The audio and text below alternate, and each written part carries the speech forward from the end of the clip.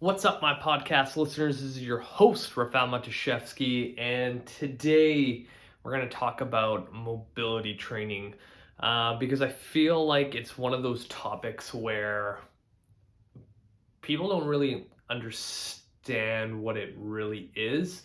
They just assume that mobility is um, basically some sort of flexibility thing, and I get where people's thought process kind of goes into that direction, but what I try to convey to my clients and people online, that mobility is more so like strength training for your joints specifically, so they can move more effectively actively.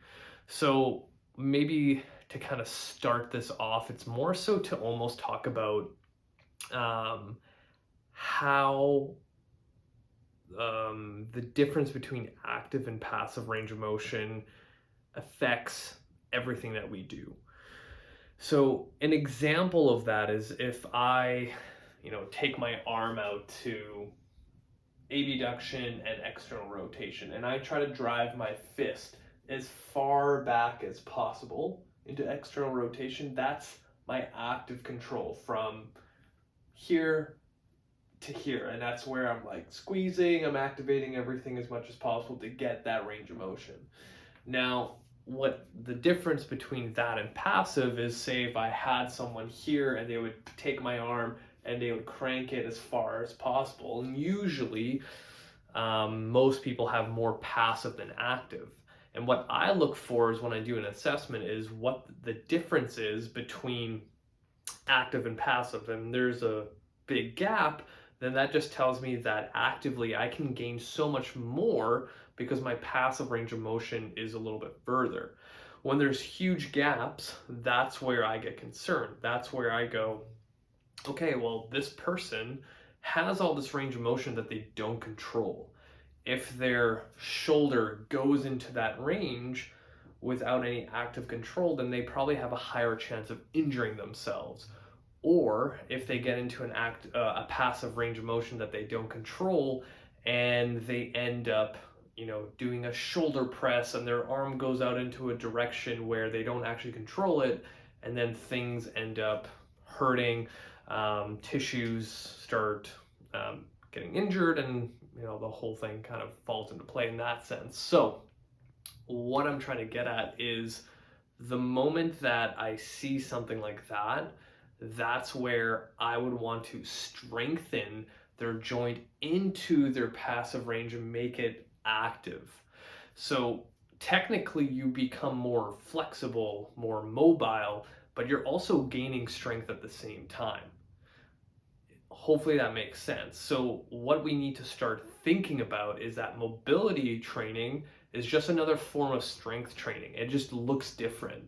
And a lot of times people don't pay attention to it because they're so stuck in this box of traditional exercise, meaning I do bicep curls, I do tricep extensions, I do shoulder presses, I do squats, I do deadlifts, I do whatever exercise you can think of. And that's all fine to get better at that movement. But there's so many other ways to improve the human body for function, performance, everyday life, you name it. But everyone's zeroed in on this idea that, they have to do those traditional exercises.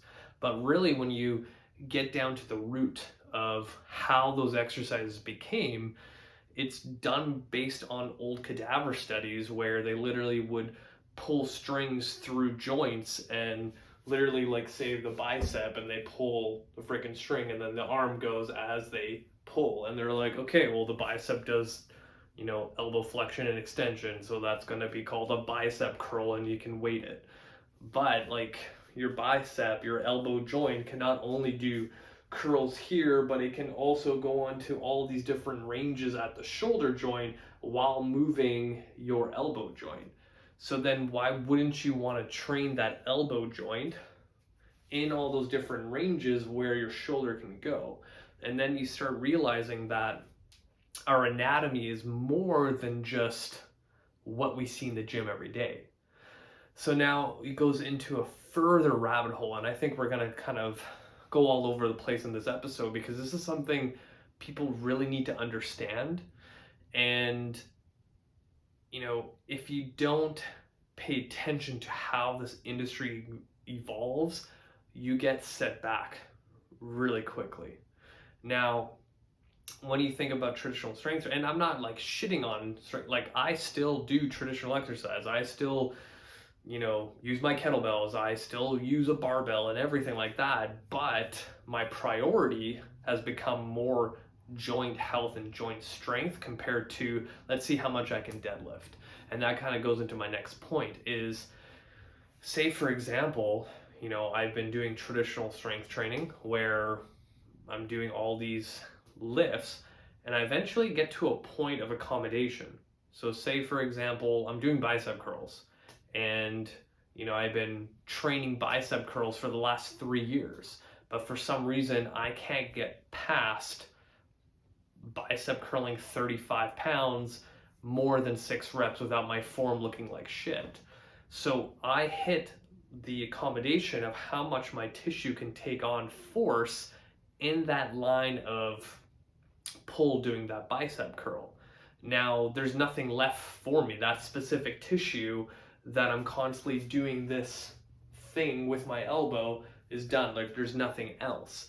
But then what we were talking about before is like my shoulder joint can go into all these different ranges that will affect the angle of this tissue. So if you like literally think of taking a cadaver and you look at that whole bicep tissue, there's so much going on in that little area that a bicep curl, a standard curl, is only going to spread force over a certain amount of tissue. It's not going to take the entire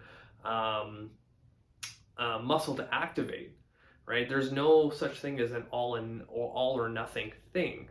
So in order to actually attack the bicep, there's going to be other ways to do it to make sure you're building. And this kind of goes, I'm a type of person that always likes to get to the root things. So even if you look at someone like Arnold Schwarzenegger, who like was way beyond his time when it came to bodybuilding, he was a type of individual who started coming up with all these different variations. And even if you look at like old literature of bodybuilding, they have these like words of like angle of pull, and you doing a lat pull down like this will only hit certain lines of tissue, but then if I lean 30 degrees back and do the same motion, it's going to hit the lats, all your rotator cuff muscles a little bit differently. So when we start thinking about training in that aspect, then no wonder does like any bodybuilder find like 80 different variations of bicep curls to continue that, stress through the tissue. This tissue has to adapt and then it grows and so forth, right? So really what we should be doing is not only finding variations of exercises that are non-traditional, but also attacking the connective tissue that allows you to produce those movements. And this goes into the whole kind of internal strength model, which is mobility training, which is like strength training, right? So if you think about every single movement we do, it's all based and all started on an internal level. In order for me to do that bicep curl, this elbow joint has to activate all that deep stuff in there to do this motion. But when I start asking people, when was the last time you took time to train your elbow, like connective tissue specifically? They're like, well, never. Like most people don't dedicate any time to that elbow. Now, if I told you that, that example earlier where I'm doing bicep curls and I've hit my plateau of 35 pounds for only 5 reps, and anything beyond that just becomes terrible and with my form. So it's like, okay, well, I can't produce more force to do that curl. So what produces force in my body? It's my nervous system and connective tissue to produce the movement. So if I could train my connective tissue to produce more force, then that external movement of a bicep curl will improve.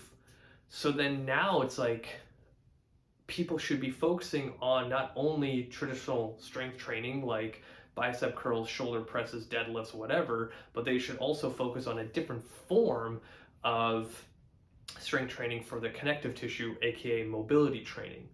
It's just like how this was probably like 10 years ago where everyone kind of went through this whole phase of aerobic based training.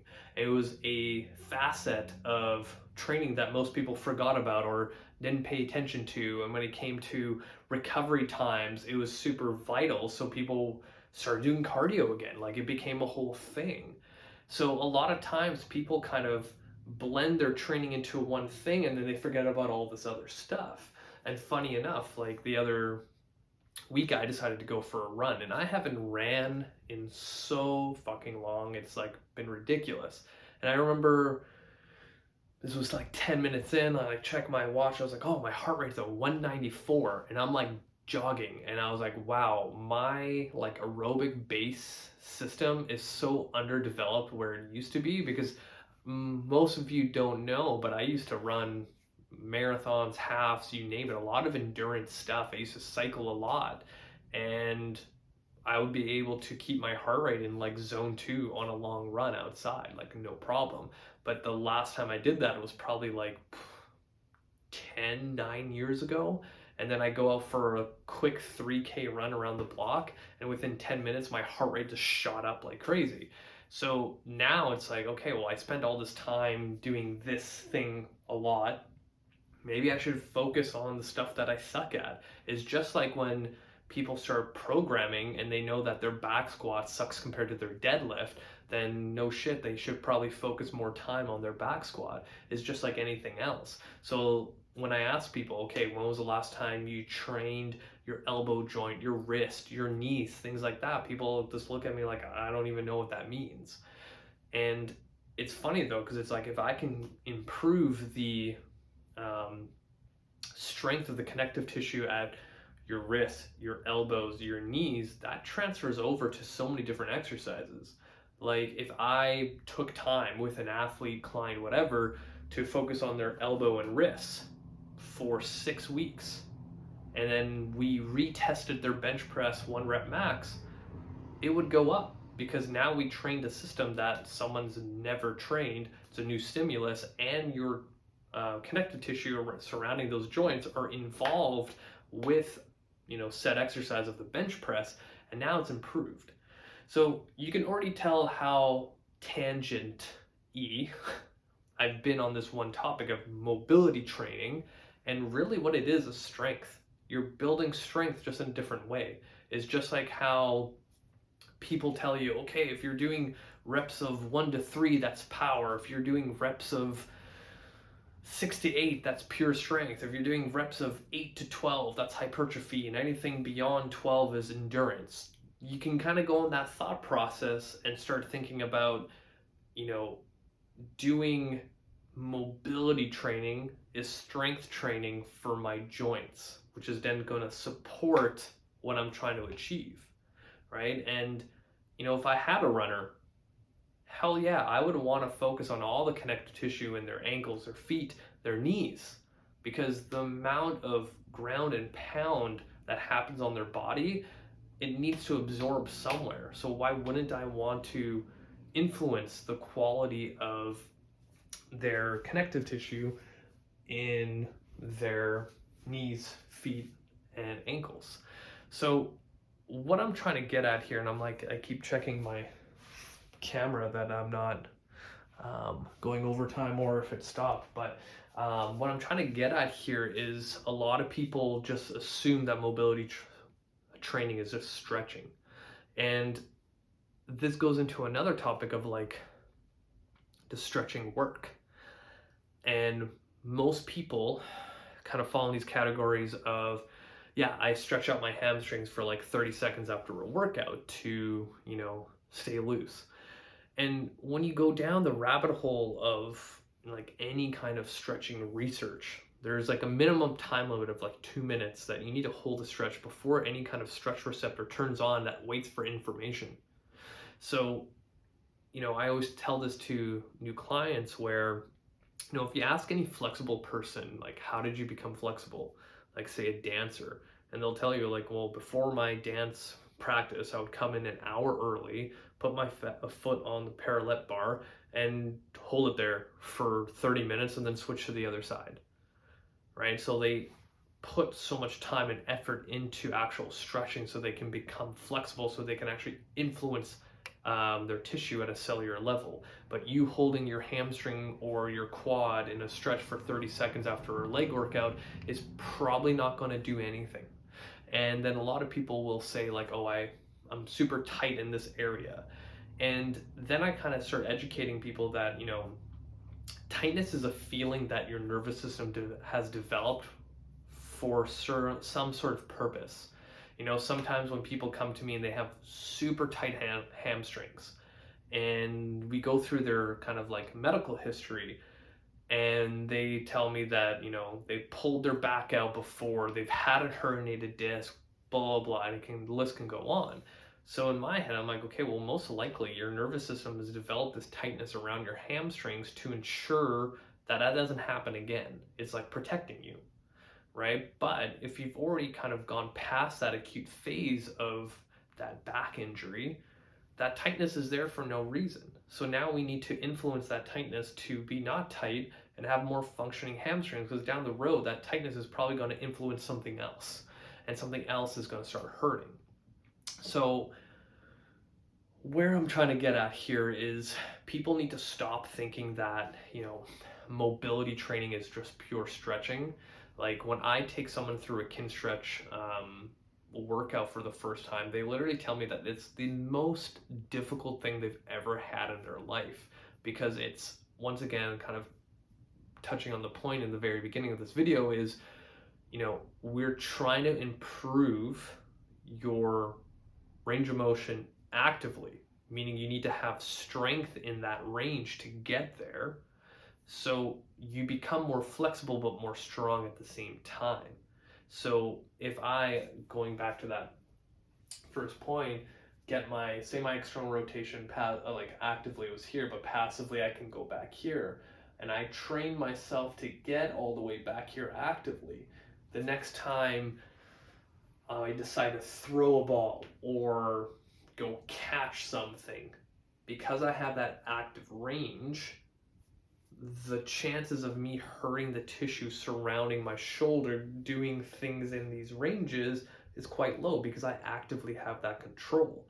The more active control I have in all these different ranges of motion allows my body to solve what I call, everyday like movement riddles. Because when you think about what we do on a daily basis, our bodies move in so many different directions. And if you have kids running around, dogs running around, and you're moving your body in all these different directions that you may have never done in your life, you probably have a high chance of pulling your back. That's why you always hear people go, I went to grab the laundry basket and my whole back gave out, or like I had a sharp pain going through. But if I was able to train someone's spine, and this is the other thing too, is like, when was the last time you trained your spine? And I made a post about this, and I made a joke that training your spine doesn't mean having a sore low back after deadlift day, right? Like, your spine is a series of joints. So just like how we were talking about getting your wrists, your elbows and shoulders stronger, you can also get your spine stronger, right? Like, our bodies are highly adaptable things that we can train to succeed in everyday life. And all of this, if you want to go deeper into it, is all based on current research when it comes to any kind of rehab out there. If you look at what Dr. Andrew Spina and Michael Shivers speaks about all the time, is all of this stuff is just in a higher detail. So what I'm trying to get at is, like, a lot of people are missing this huge component of strength training that's never been really dedicated to everyday exercisers other than when you get injured. Because going back to that shoulder injury, say I actually strained my rotator cuff, your physio will take you into this position here, arm at 90, hold and resist, hold and resist, hold and resist, hold and resist until it gets you back into abduction with external rotation without any pain. And the moment you're out of pain and you've regained somewhat decent range of motion, you just throw all that rehab stuff out and then you go right back into the gym doing bench press, overhead presses, snatches, whatever the fuck you want. But imagine if you now took that individual that's pain-free with that shoulder and continued that rehab process, but actually did things on a higher scale. That is what Kinstretch is, what internal strength training is for that shoulder. That shoulder now becomes so strong in the connective tissue level, and now you can press more, you can take on more load, you can take on more volume, whatever it is. But there's a huge disconnect, and a lot of people are not seeing that connection. And that's what I've been trying to kind of educate on my platform, on social media, TikTok, Instagram, YouTube, you name it. But people just haven't found, this information, or coaches are just not educated enough to tell their current clients about this. But I'm gonna kind of end it there because I can end up talking about this for hours. But I want people to understand that mobility training is not you getting more flexible. It's you getting stronger at a connective tissue level to gain more active control of your joints to produce more force. So if you are looking to get stronger and pain-free and prevent injuries, then focusing on internal strength at your capsular level is a way to go, and it's going to bleed into so many other facets of your fitness and health journey. So I'm going to end it there. If you guys have any questions, feel free to reach out, leave a comment on this video, share this podcast, this YouTube channel. I think we're at 550 subscribers, so 50 more until we hit 600. My goal by the end of 2023 is to hit that 1,000 subscriber marker. So please subscribe if you haven't done so already. Add me on Facebook, add me on Instagram, TikTok, you name it. That's it for me. Until next time, you guys.